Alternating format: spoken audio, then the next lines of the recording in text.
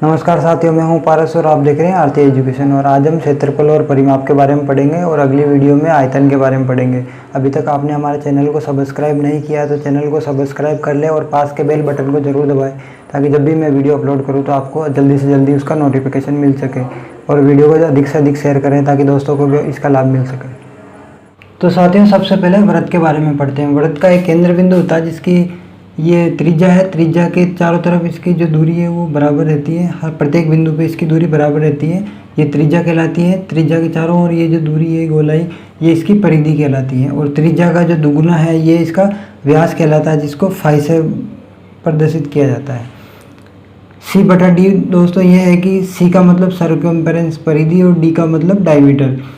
परिधि और डायमीटर दोनों के अनुपात को 22/7 से प्रदर्शित करते हैं। और इसका एक ग्रीक भाषा का शब्द है पाई, इससे प्रदर्शित किया जाता है, जिसका मान 22/7 अपन प्रदर्शित करते हैं। और 22/7 एक अपरिमेय संख्या है जिसका मान 3.14159 होता है। क्षेत्रफल दो विमीय स्थान का एक माप होता है। इसके अंदर दो दिशाएं होती है। जब भी किसी माप का क्षेत्रफल दिखाया जाता है तो उसको उसकी यूनिट के आगे स्क्वायर लगाया जाता है, जैसे mm², सेंटीमीटर², मीटर²।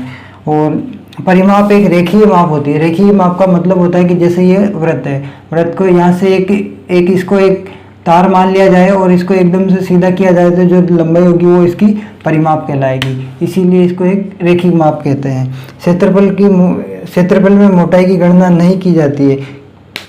क्षेत्रफल में दो दिशाएं होती है, इसमें मोटाई नहीं होती है। और पाई का मान 22/7 होता है और ये ग्रीक भाषा का अक्षर है। अब इसको आगे देखते हैं। दोस्तों, वृत्त अपन ने देख लिया। अब देखते हैं ये पूर्ण वृत्त। ये इसी का एक रूप है। अंदर से डायमेंशन को हटा दिया है। इसमें दो सूत्र अपने को हमेशा याद रखने हैं, एक तो क्षेत्रफल और दूसरा परिधि। ये दोनों सूत्र हमेशा आगे भी बेलन वगैरह में काम आएंगे, तो इनको याद ही करना है।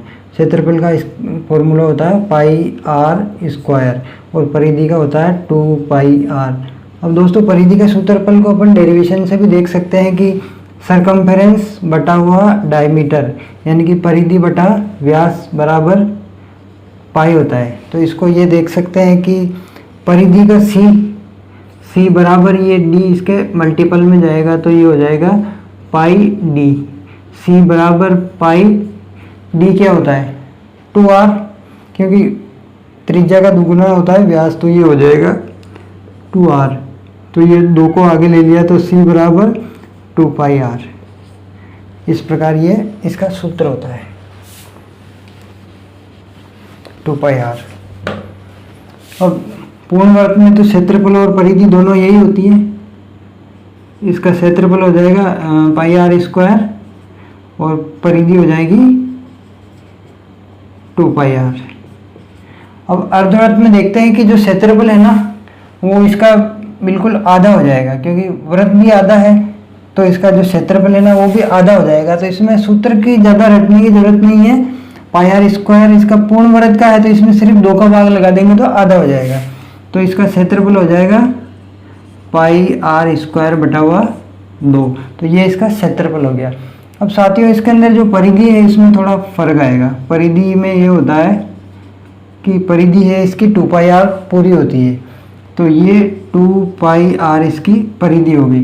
अब परिधि को अपन ने सिर्फ ये वाला हिस्सा आएगा यहाँ से लेके यहाँ तक, तो इसमें अपन ने 2 का भाग लगा दिया तो 2 से 2 कट गया, बचा क्या πr प्लस इसके अंदर ये वाला भाग ऐड हो गया। कौन सा? यहाँ से लेके यहाँ तक का। तो ये r है, ये r है, तो r + r यानी कि 2r। तो πr + 2r, तो इसका फॉर्मूला हो जाएगा πr + 2r।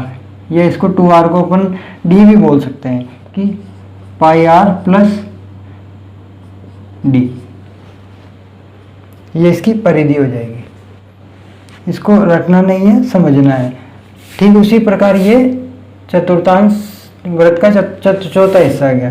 तो इसका जो क्षेत्रफल है ना इसमें याद कुछ नहीं करना है। πr² पूर्ण वृत्त का होता है बटा इसमें कौन सा हिस्सा है? ये चौथा हिस्सा है, 4 का भाग लगा दो तो ये इसका चतुर्थांश वृत्त का क्षेत्रफल आ जाएगा। इसकी जो परिधि हो जाएगी ये हो जाएगी आपके 2πr पूर्ण वृत्त की होती है। इसके अंदर अपन ने 4 का भाग लगा दिया क्योंकि चौथा हिस्सा है तो 4 का भाग लगा दिया, तो 2 एक 2, तो ये हो गई πr/2 प्लस ये r और ये r दोनों मिलके 2r हो गई।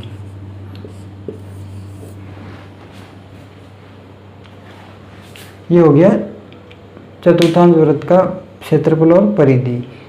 अब देखते हैं साथियों ये परिधि काम क्या आती है कि परिधि जब एक पहिया है, जैसे ये अपन ने वृत्त ले रखा है, ये पहिया, इसको अपन एक पहिया मान सकते हैं। क्षेत्रफल के अंदर अपन किसी कुएं का क्षेत्रफल हो सकता है, गोलाकार खेल मैदान का क्षेत्रफल हो सकता है। अब इसकी जो परिधि है ना साथियों, इसका उपयोग ऐसे होता है कि ये जैसे कुछ दूरी मान ली, ये इसने यहाँ से चलना स्टार्ट करा, चलते चलते ये यहाँ तक आ गया, तो इसने पूरी गोलाई के अंदर इतनी दूरी तय करी, तो ये इसकी परिधि हो जाएगी। उसी प्रकार जो गाड़ियाँ चलती है उसमें जो पहिए के परिधि के हिसाब से उसमें गियरिंग वगैरह सेट किया हुआ होता है ताकि उसकी गाड़ी की चाल माप सके, वो इसी से प्रदर्शित होता है। एक त्रिज्या है और ये दूसरी त्रिज्या है, तो इसी बड़ी वाली त्रिज्या को अपन कैपिटल R मान लेते हैं और जो छोटी वाली त्रिज्या है इसको R स्मॉल r मान लेते हैं कि ये स्मॉल रेडियस है। अब जैसे इसका उपयोग वहाँ होता है कि जैसे एक ये अंदर वाला क्षेत्रफल कुएं का है, कुएं के बाहर अपन ने पत्थर लगाया था, उस पत्थर का क्षेत्रफल निकालना है, तब इसमें ये डबल R वाला सूत्र काम में आता है, कैपिटल R और स्मॉल r। तो बाहर वाले इसका क्षेत्रफल हो जाएगा पाई कैपिटल R का स्क्वायर माइनस अंदर वाले कुएं का क्षेत्रफल आ जाएगा पाई स्मॉल r का स्क्वायर। अब इसमें से पाई दोनों में कॉमन है तो पाई आ जाएगा बार कैपिटल R का स्क्वायर माइनस स्मॉल r का स्क्वायर, या इसको ऐसे लिख सकते हैं 22/7 कैपिटल R का स्क्वायर माइनस स्मॉल r का स्क्वायर। तो इसी सूत्र से इसका क्षेत्रफल निकलेगा, ये वाला है, ये वाला क्षेत्रफल का। साथियों अगली आकृति आती है वर्ग की। वर्ग की चारों भुजाएं समान होती है और प्रत्येक कोण 90 डिग्री का होता है।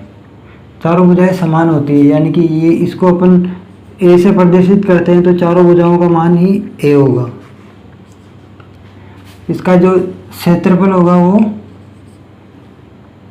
भुजा इंटू भुजा,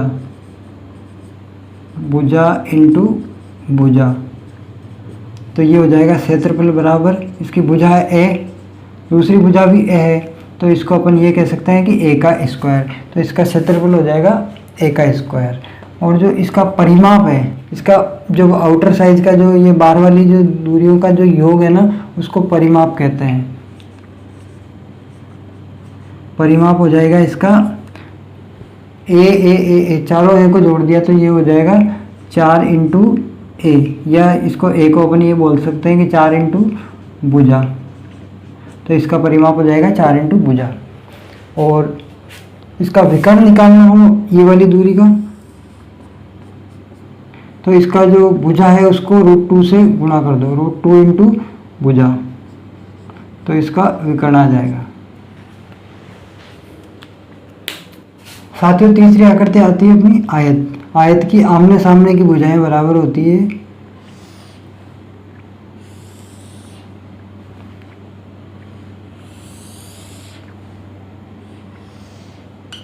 ये हो गया आयत। आयत की आमने सामने की भुजाएं बराबर होती है और प्रत्येक कोण 90 डिग्री का होता है।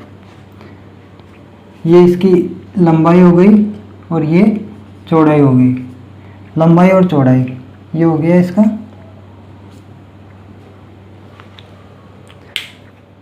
साथियों इसका जो क्षेत्रफल होता है ना वो होता है लंबाई गुणा चौड़ाई, बस इतना सा सिंपल फॉर्मूला होता है इसका क्षेत्रफल का। और परिमाप हो जाता है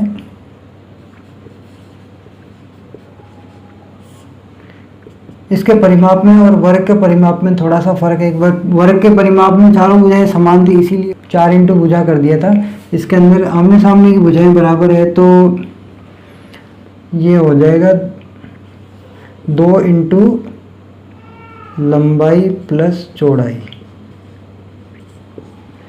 इसको ये कहते हैं कि लंबाई और चौड़ाई, इसको दोनों को जोड़ लिया, इसका डबल किया तो ये इसका पूरे का परिमाप आ गया 2 इंटू लंबाई प्लस चौड़ाई। और साथियों इसका जो विकर्ण है ना वो आएगा ये वाला। इसका जो विकर्ण है वो पाइथागोरस प्रमेय से निकलेगा, क्योंकि ये जो इसका कोण है वो 90 डिग्री का है। तो ये आधार हो गया, ये लंब हो गया और ये कर्ण हो गया। तो पाइथागोरस प्रमेय के अनुसार जो कर्ण का स्क्वायर होता है वो बराबर होता है आधार का स्क्वायर प्लस लंब का स्क्वायर। तो इसका जो कर्ण हो जाएगा वही हो जाएगा, स्क्वायर हटाएंगे तो यहाँ रूट लग जाएगा, तो ये हो जाएगा आधार का स्क्वायर प्लस लंब का स्क्वायर, ये हो गया रूट में। तो इससे इसका कर्ण निकल जाएगा। इसका जो क्षेत्रफल के अंदर अपने जो अर्धवृत्त, पूर्णवृत्त और चतुर्थवृत्त पढ़े थे उसका फॉर्मूला इसमें काम आता है। वो कैसे काम आता है मैं आपको बताता हूँ।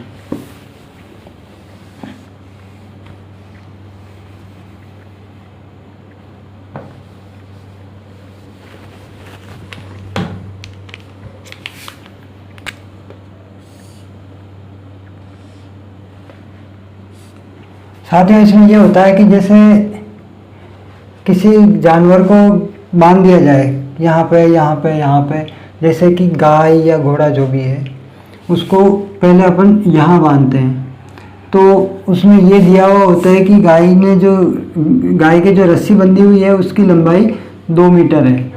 गाय की जो रस्सी बंधी हुई है गले में, उसकी रस्सी की लंबाई 2 मीटर है। तो वो कितना एरिया घास खा सकती है, तो वो यहाँ से 2 मीटर इतना एरिया खा सकती है। ठीक है, अब इसी गाय को अपन यहाँ की बजाय यहाँ बांध देते हैं, तो ये इतना हिस्सा खाएगी। तो ये हो गया अर्धवृत्त। जो यहाँ बीच में बांधा था वो पूर्णवृत्त हो गया, ये हो गया अर्धवृत्त। ठीक उसी प्रकार इस गाय को अपन यहाँ बांध देते हैं, तो वो कितना हिस्सा घास खा सकती है, यहाँ से। वो सूत्र यहाँ काम आता है। तो ये चतुर्थ वृत्त का हिस्सा यहाँ काम आएगा अपने को, क्षेत्रफल वाला। ठीक है साथियों, तो अपने को जब भी सवाल में आए तो अपने को ये देखना है कि गाय की जो रस्सी बंधी हुई है उसकी लंबाई कितनी है और गाय कहाँ बंधी हुई है, बीच में है या यहाँ है या यहाँ है, उसके हिसाब से अपने को सूत्र लगाना है।